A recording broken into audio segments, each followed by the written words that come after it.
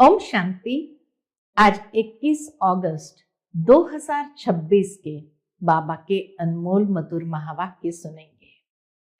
आज की बाबा की मुरली में बाबा कहते, बाबा आए हैं बच्चों को ज्ञान रत्नों से श्रृंगार करने, या कहे ज्ञान रत्नों से बुद्धि की झोली भरने के लिए। इन ज्ञान रत्नों को धारण करके बाबा कहते, तुम इतने समझदार बन जाते हो, जो तुम्हारी कमजोर बुद्धि सशक्त हो जाती है और उस कारण से भविष्य नई दुनिया के अंदर तुम्हें अपने राज्य चलाने के लिए कोई वजीर की आवश्यकता नहीं होती। परंतु जैसे ही 2 युग समाप्त होते हैं, द्वापर युग आता है, तो धीरे धीरे बुद्धि कमजोर होने लगती है। इसलिए राज्य चलाने के लिए वजीर रखना पड़ता है और कलयुग के अंदर तो बुद्धि इतनी कमजोर हो जाती है कि मंत्रियों की आवश्यकता पड़ती है। तो बाबा कहते, तुम बच्चों को इन ज्ञान रत्नों से अपनी बुद्धि रूपी झोली भरना है।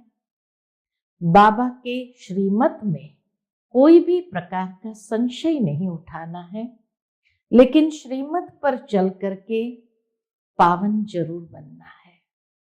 बाबा कहते, तुम बच्चों को बाप से सच्ची प्रीत जोड़ करके बाप समान मीठी सैक्रीन बन जाना है और सबके साथ मधुरतापूर्ण व्यवहार करना है।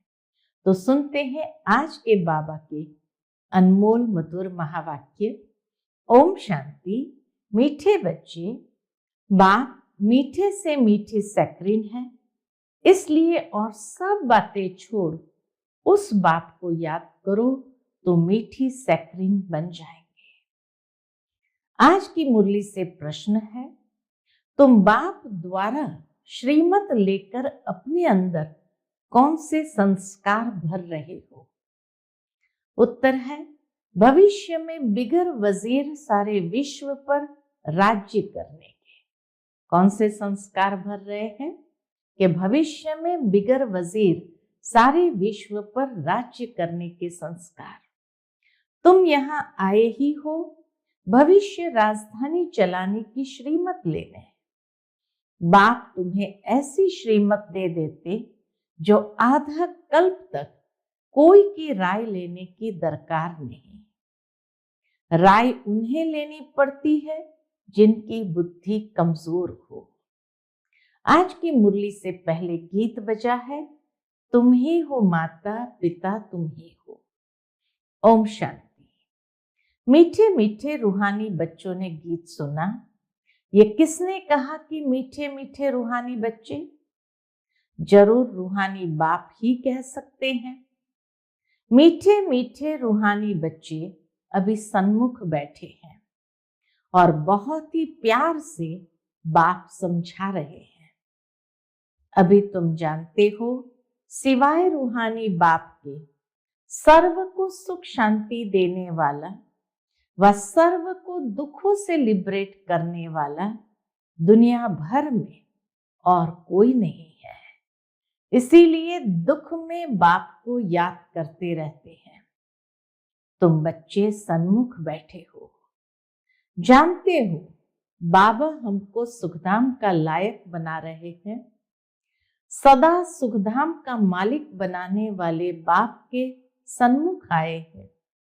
अभी समझते हो, सन्मुख सुनने और दूर रहकर सुनने में बहुत फर्क है। बाबा से सन्मुख बैठकर मुरली सुनने में और दूर बैठकर मुरली सुनने में बहुत फर्क पड़ जाता है। मधुबन में सन्मुख आते हो। मधुबन मशहूर है, भक्ति मार्ग में भी मधुबन मशहूर है। मधुबन वृंदावन में उन्होंने श्री कृष्ण का चित्र दिखाया है, परंतु श्री कृष्ण तो है नहीं। यहाँ तो निराकार बाप तुम बच्चों से मिलते हैं।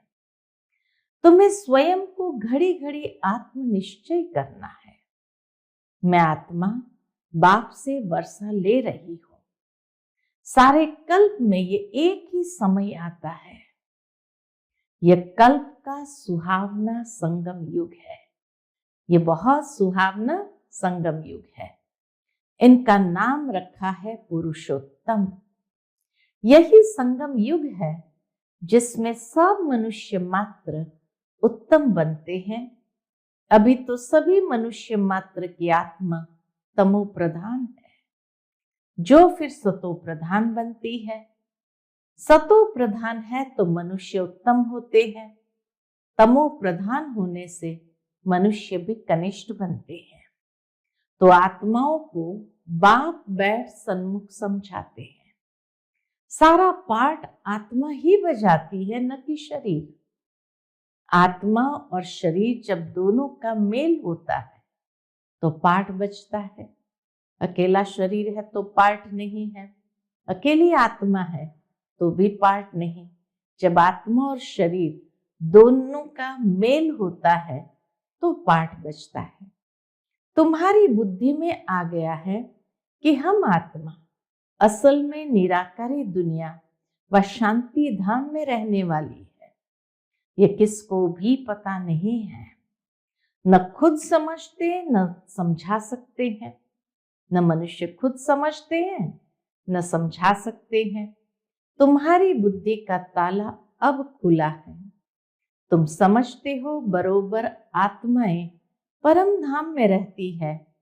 वह है इनकॉर्पोरियल वर्ल्ड। यह है कॉर्पोरियल वर्ल्ड। यहां हम सब आत्माएं एक्टर्स, पाठधारी है। पहले पहले हम पाठ बजाने आते हैं, फिर नंबरवार आते जाते हैं। सभी एक्टर्स इकट्ठे नहीं आ जाते हैं। बाबा कहते सभी एक्टर्स इकट्ठे नहीं आ जाते। भिन्न भिन्न प्रकार के एक्टर्स आते जाते हैं। सब इकट्ठे तब होते हैं जब नाटक पूरा होता है। सारे एक्टर्स दुनिया रूपी रंगमंच पर हाजिर तब होते हैं जब नाटक पूरा होने वाला है। अभी तुमको पहचान मिली है। आत्मा असल शांति धाम की रहवासी है। यहां आती है पाठ बजाने। बाप सारा समय पाठ बजाने नहीं आते हैं। हम ही पाठ बजाते बजाते तमो प्रधान बन जाते हैं। अभी तुम बच्चों को सन्मुख सुनने में बड़ा मजा आता है। अभी बाबा से सन्मुख सुनने से बड़ा मजा आता है। इतना मजा मुरली पढ़ने से नहीं आता है। यहां सन्मुख होना तो पहले सतयुगी आदि सनातन देवी देवता धर्म वाले ही आते हैं। तुम जानते हो कि भारत गॉड गॉडेस का स्थान था, अभी नहीं है। चित्र देखते हो तो थे जरूर। हम बाबा कहते जब चित्र है तो इसका मतलब साकार में होकर के गए, तभी तो हुए चित्र। पहले पहले हम देवी देवता थे। अपने पाठ को तो याद करेंगे कि भूल जाएंगे। बाप कहते हैं तुमने ये पाठ बजाया है, ये ड्रामा है। नई दुनिया सो फिर पुरानी होती है। पहले पहले ऊपर से जो आत्माएं आती है वह गोल्डन एज में आती है। ये सब बातें अभी तुम्हारी बुद्धि में है। सतयुग आदि में तुम ही आए थे पाठ बजाने। तुम विश्व के मालिक महाराजा महारानी थे। तुम्हारी राजधानी थी। अभी तो राजधानी है नहीं। अब तुम सीख रहे हो हम राजाएं कैसे चलाएंगे। बाबा से सीख रहे हैं हम राजाएं कैसे चलाएंगे। वहां वजीर होते नहीं, राय देने वाले की दरकार नहीं। वह तो श्रीमत द्वारा श्रेष्ठ ते श्रेष्ठ बन जाते हैं। फिर उनको दूसरे कोई से राय लेने की दरकार ही नहीं रहती। बाबा कहते राजा महाराजाएं इतने श्रेष्ठ थे, श्रेष्ठ श्रीमत से श्रेष्ठ बन जाते जो किसी से राय लेने की दरकार ही नहीं। अगर कोई से राय ले तो समझा जाएगा इनकी बुद्धि कमजोर है। अभी जो श्रीमत मिलती है वह सतयुग में भी कायम रहती है। अब तुम्हारी आत्मा फ्रेश हो रही है, आत्मा एकदम फ्रेश हो रही है। अभी तुम बच्चों को देही अभिमानी बनना है। शांति धाम से आकर यहां तुम टॉकी बने हो। शांति धाम से यहां आए, इस दुनिया में टॉकी बने।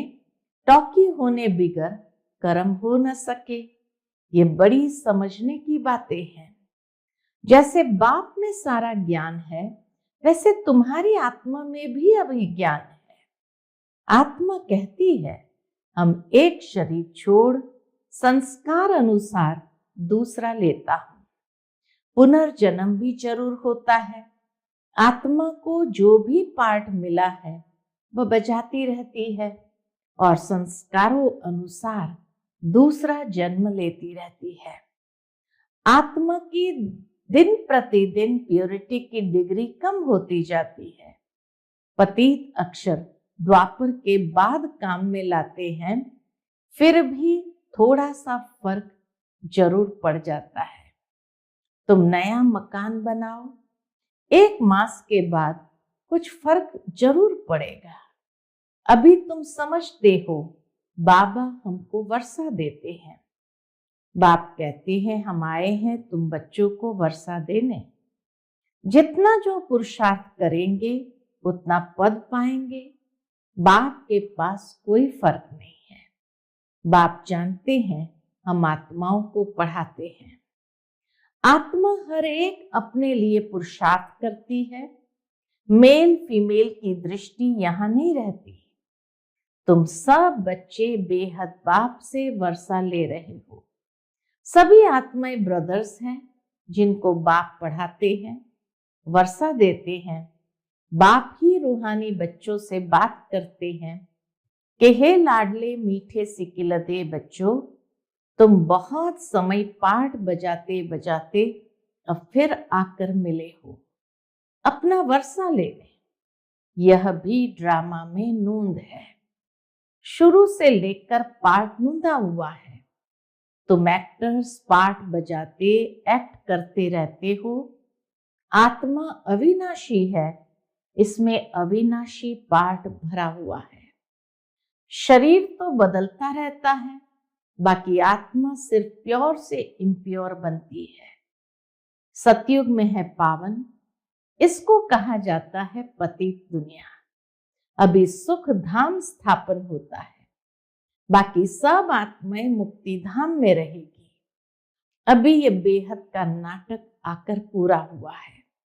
सभी आत्माएं मच्छरों मिसल जाएगी, वापस परमधाम में मच्छरों मिसल जाएगी।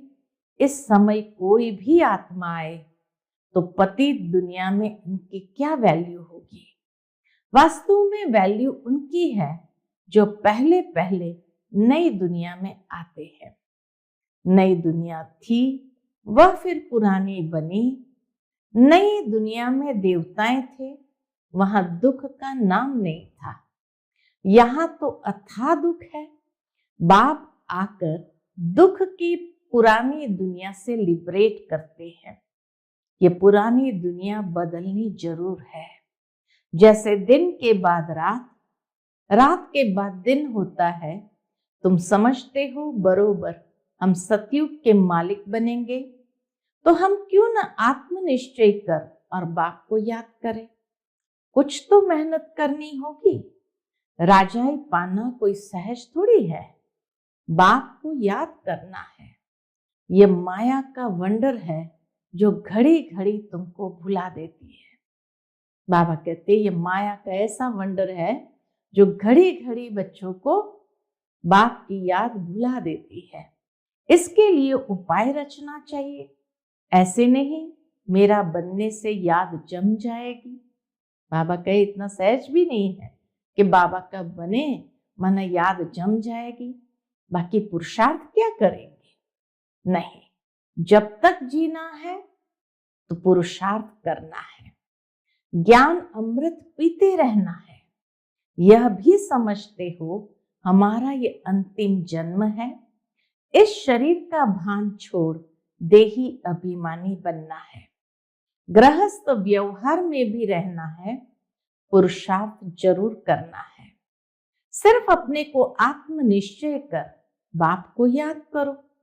त्वमेव माताश्च पिता त्वमेव। यह सब है भक्ति मार्ग की महिमा। परमात्मा की महिमा है, तुम्हें ही माता पिता तुम ही हो। तुमको सिर्फ एक अलफ को याद करना है, एक ही मैं सैक्रेन हूं। तुम भी और सब बातें छोड़ बहुत मीठी सैक्रेन बन जाओ। बाबा कहते जैसे मैं मीठी सैक्रेन हूं, ऐसे तुम भी सब बातें छोड़ करके, पुरानी बातों को छोड़ करके मीठी सैक्रेन हो जाओ। अभी तुम्हारी आत्मा तमो प्रधान बनी है, उनको सतो प्रधान बनाने लिए याद की यात्रा में रहो। सबको यही बताओ, बाप से सुख का वर्षा लो। सुख होता ही है सतयुग में। सुखधाम स्थापन करने वाला बाप है। बाप को याद करना है बहुत सहज, परंतु माया का ऑपोजिशन बहुत है। इसलिए कोशिश कर मुझे याद करो तो खाद निकल जाएगी। बाबा कहते कोशिश करो याद करने की, ताकि खाद निकल जाए। सेकंड में जीवन मुक्ति गाया जाता है। इस ड्रामा में हर एक को अपना पार्ट रिपीट करना है। इस ड्रामा के अंदर सबसे जास्ती हमारा पार्ट, सुख भी सबसे जास्ती हमको मिलेगा। बाप कहते हैं तुम्हारा देवी देवता धर्म बहुत सुख देने वाला है, और बाकी सब शांति धाम में चले जाएंगे। हिसाब किताब चुकतू कर जास्ती विस्तार में हम क्यों जाए। बाप आते ही है सबको वापस ले जाने। मच्छर सदृश सबको ले जाते हैं। शरीर खत्म हो जाएंगे, बाकी आत्मा जो अविनाशी है वह हिसाब किताब चुकतू कर चली जाएगी। ऐसे नहीं कि आत्मा आग में पड़ने से पवित्र होगी। आत्मा को याद रूपी योग से ही पवित्र होना है। याद रूपी योग से ही पवित्र होना है। योग की अग्नि है यह। उन्होंने फिर नाटक बैठ बनाया है। सीता आग से पार हुई। आग से कोई एक को थोड़ी पार होना है। बाप समझाते हैं तुम सब सीताएं इस समय पतित हो, रावण के राज्य में हो। अब एक बाप की याद से तुमको पावन बनना है। राम एक ही है। अग्नि अक्षर सुनने से समझते हैं आग से पार हुई। कहाँ योग अग्नि, कहाँ वह। कैसे मनुष्य ने योग अग्नि को स्थूल अग्नि में बता दिया। आत्मा परमात्मा से योग रखने से पतित से पावन होगी। रात दिन का फर्क है। आत्माएं सब सीताएं हैं। रावण की जेल में शोक वाटिका में है। यहाँ का सुख तो कागविष्टा मिसल है। स्वर्ग के सुख तो अथाह है। तो बच्चों को ज्ञान रत्नों से झोली भरनी चाहिए। कोई भी प्रकार का संशय नहीं आना चाहिए। ज्ञान रत्न में कोई भी प्रकार का संशय नहीं आना चाहिए। देह अभिमान आने से फिर अनेक प्रकार के प्रश्न आदि उठते हैं। फिर बाप जो धंधा देते हैं वह करते नहीं है। याद से पावन बनने का धंधा करते नहीं है। मूल बात है हमको पतित से पावन बनना है। दूसरे कोई भी संकल्प उठाने की दरकार नहीं है। यह है पतित दुनिया, वह है पावन दुनिया। मुख्य बात है ही पावन बनने की। पावन कौन बनाएंगे ये कुछ भी पता नहीं। बोलो तुम पतित हो तो बिगड़ पड़ेंगे। अपने को विकारी कोई भी समझते नहीं। कहते हैं गृहस्थी तो सब थे। राम सीता लक्ष्मी नारायण को भी तो बच्चे थे ना। वहां भी तो बच्चे पैदा होते हैं। ये भूल गए हैं कि उसको वाइसलेस वर्ल्ड कहा जाता है, वह है शिवालय। बाप तुम बच्चों को कितनी युक्तियां बताते रहते हैं। यह तो बाप टीचर गुरु है जो सबको सद्गति देते हैं।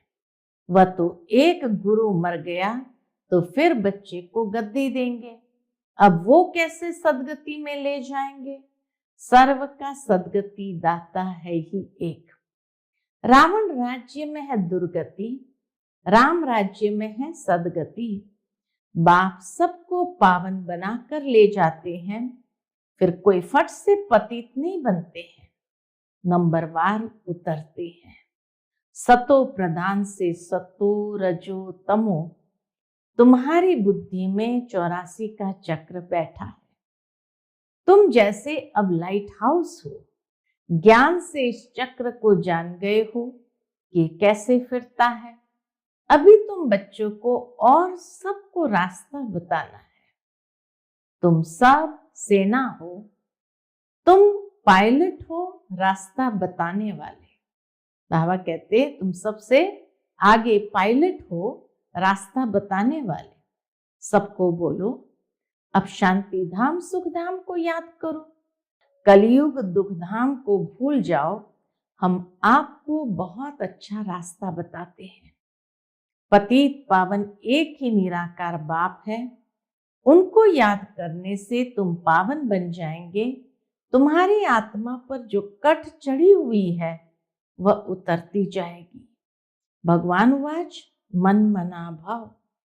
शिव भगवान उवाच विनाश काले विपरीत बुद्धि विनश्यन्ति, और विनाश काले परम पिता परमात्मा के साथ प्रीत बुद्धि विजयंती।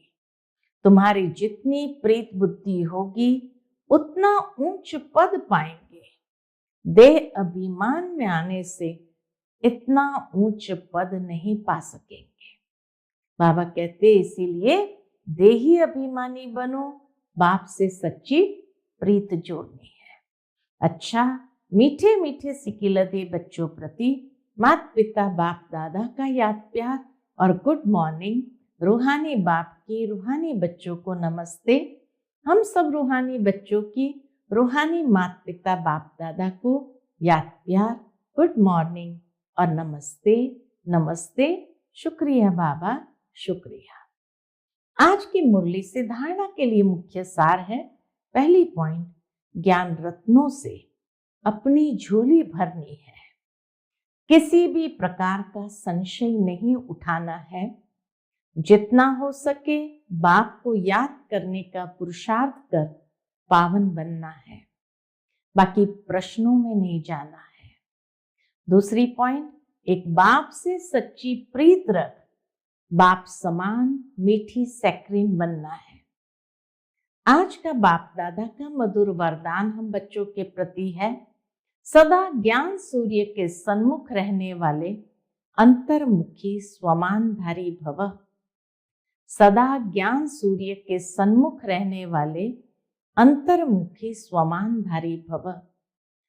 जैसे सूर्य के सामने देखने से सूर्य की किरणें अवश्य आती है, ऐसे जो बच्चे ज्ञान सूर्य बाप के सदा सन्मुख रहते हैं, वो ज्ञान सूर्य के सर्व गुणों की किरणें स्वयं में अनुभव करते हैं। उनकी सूरत पर अंतर्मुखता की झलक और संगम युग के व भविष्य के सर्व स्वमान की फलक दिखाई देती है। इसके लिए सदा स्मृति में रहे कि यह अंतिम घड़ी है। किसी भी घड़ी इस तन का विनाश हो सकता है। किसी भी घड़ी इस तन का विनाश हो सकता है। इसलिए सदा प्रीत बुद्धि बन, ज्ञान सूर्य के सन्मुख रहे, अंतर्मुखता व स्वमान की अनुभूति में रहना है। आज का स्लोगन है, सदा उड़ती कला में उड़ना ही झमेलों के पहाड़ को क्रॉस करना है। सदा उड़ती कला में उड़ना ही झमेलों के पहाड़ को क्रॉस करना है। आज का व्यक्त इशारा है, अपवित्रता के बीज को भी समाप्त कर संपूर्ण स्वच्छ पवित्र बनो। पवित्रता ही महानता है, यही योगी जीवन का आधार है। जरा भी अंश मात्र संकल्प में भी किसी प्रकार की अपवित्रता है तो जहां अपवित्रता का अंश है वहां पवित्र बाप की याद जो है जैसी है वैसे नहीं आ सकती। हम बाबा कहते अगर अपवित्रता का अंश है वहां पवित्र बाप की याद जो है जैसा है वैसे नहीं आ सकती। इसीलिए मनसा में भी अपवित्रता के अंश को समाप्त कर संपूर्ण स्वच्छ बनो। सदा यही स्मृति रहे कि मैं पूज्य आत्मा इस शरीर रूपी मंदिर में विराजमान हूं। मैं पूज्य आत्मा इस शरीर रूपी मंदिर में विराजमान हूं। अच्छा, ओम शांति।